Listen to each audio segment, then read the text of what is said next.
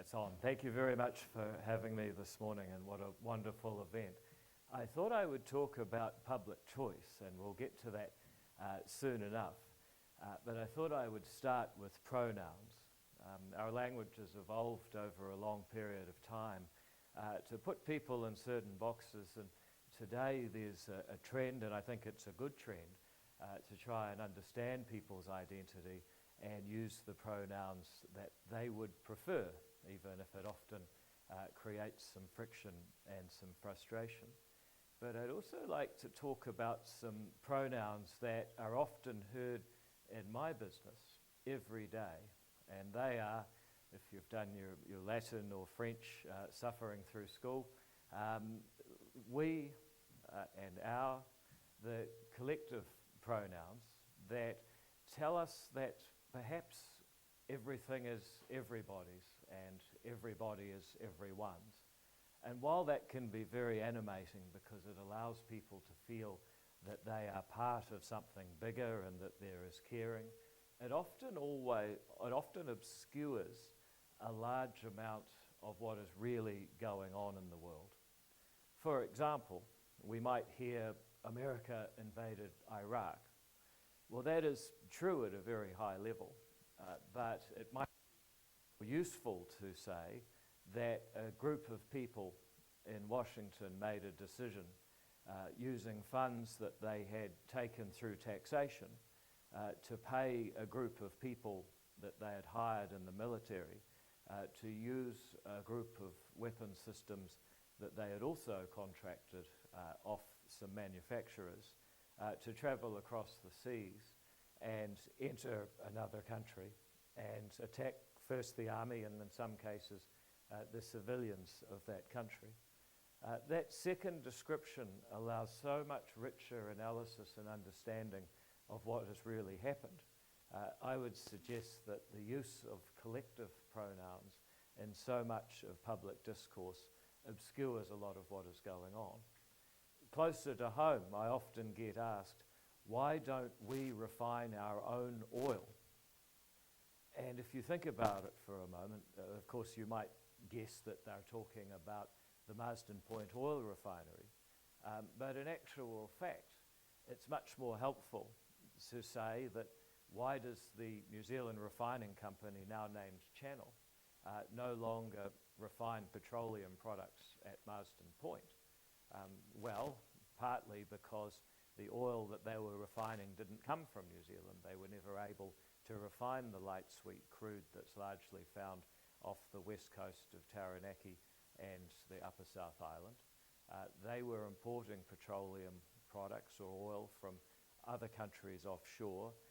They were refining it and then selling it to a group of distributors, mainly the four petrol companies you might be familiar with, and selling that on to consumers. What they now do is have the same products refined from the same original source in refineries offshore and continue that distribution through the channels, perhaps explaining their name, that they previously used. Again, far more useful without the collective pronouns.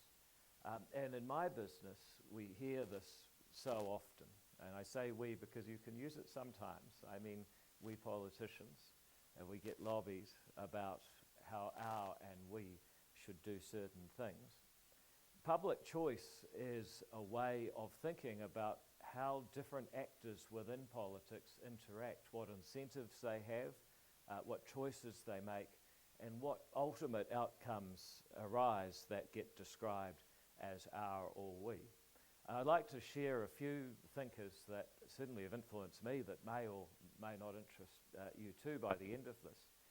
They developed the field of public choice economics, which tries to apply economic analysis, microeconomic analysis of actors and their incentives and their choices and actions to the behaviour of people in the political sphere.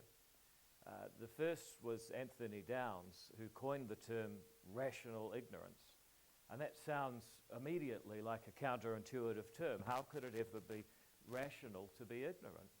Well, actually, quite often, if you believe that information is in itself a valuable tool that you have to give up real resources in order to acquire.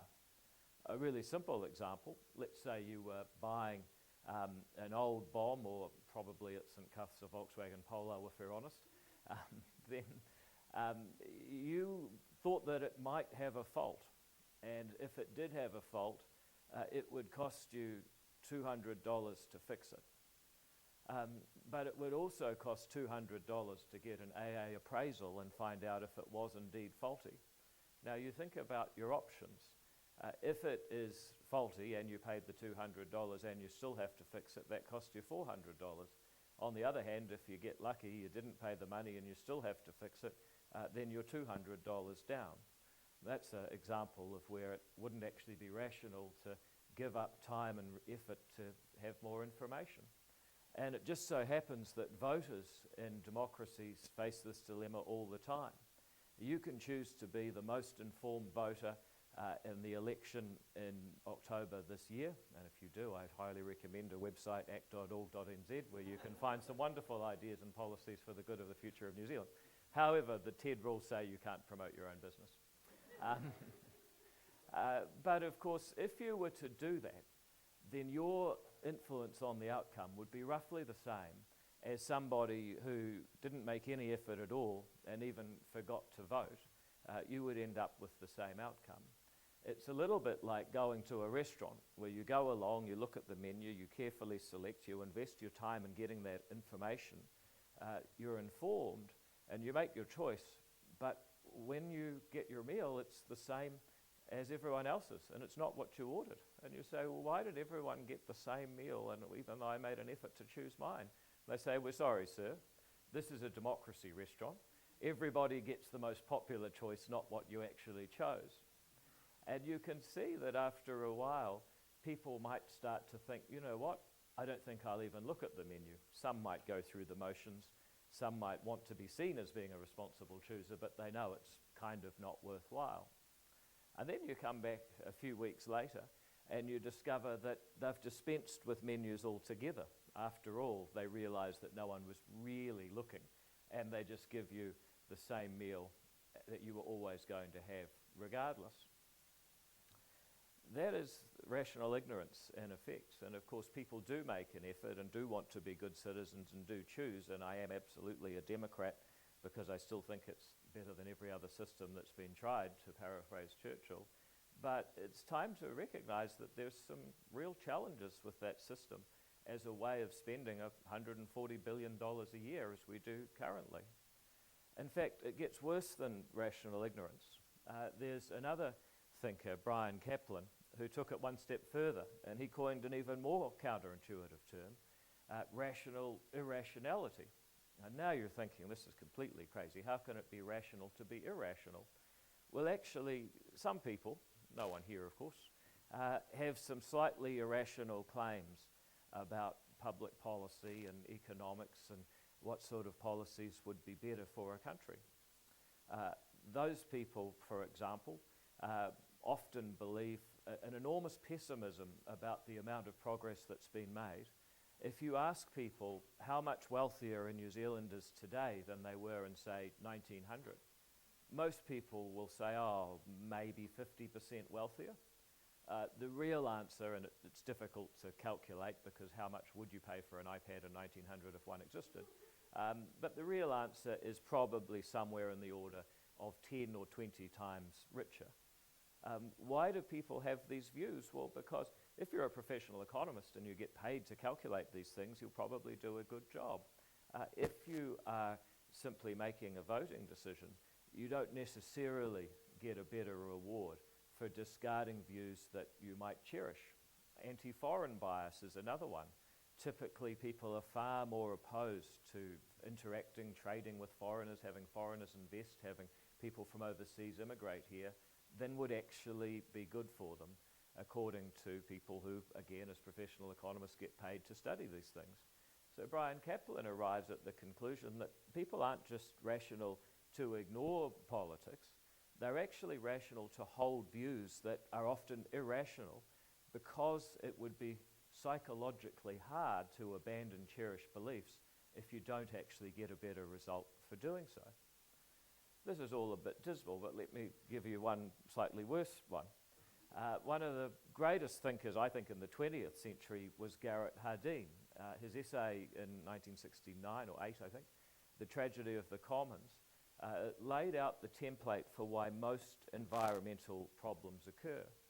And he tells the story of a group of not so much farmers, but herdspeople or herdsmen, see that's those pronouns again, who hold their cow in a common area, not a farm. And each one knows that if they got one more cow, they would get some more milk. But also if they did that and there were too many cows on the commons, all of the grass would be trodden into mud and all the cows would die and starve and have no milk. However, they do it anyway. And why?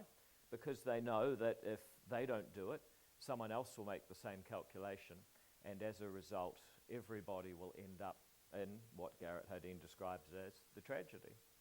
The same rules apply to fishing. Fisher people that can't trust each other not to catch all of the fish this season will make sure that they do it before someone else does, leading to no fish the following year.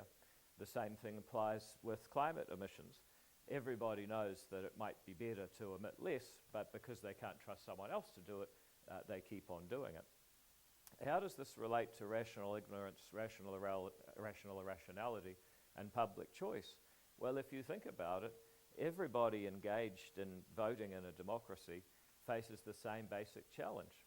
If you knew that everyone else was going to study the menu carefully and make sure that they were being the most informed voter, then the quality of or the policy offerings that you would see from politicians would be vastly superior, and the level of debate and choice would be vastly more informed, and we would get vastly better policy in a short order. But of course we have the great difficulty that you can't force your neighbours to invest the time to take informed views, to discard cherished but irrational beliefs, and participate to a fuller extent. And that is why our democracy, although it may be the best system we could ever hope to have compared with the alternatives, is in itself a form of tragedy of the commons.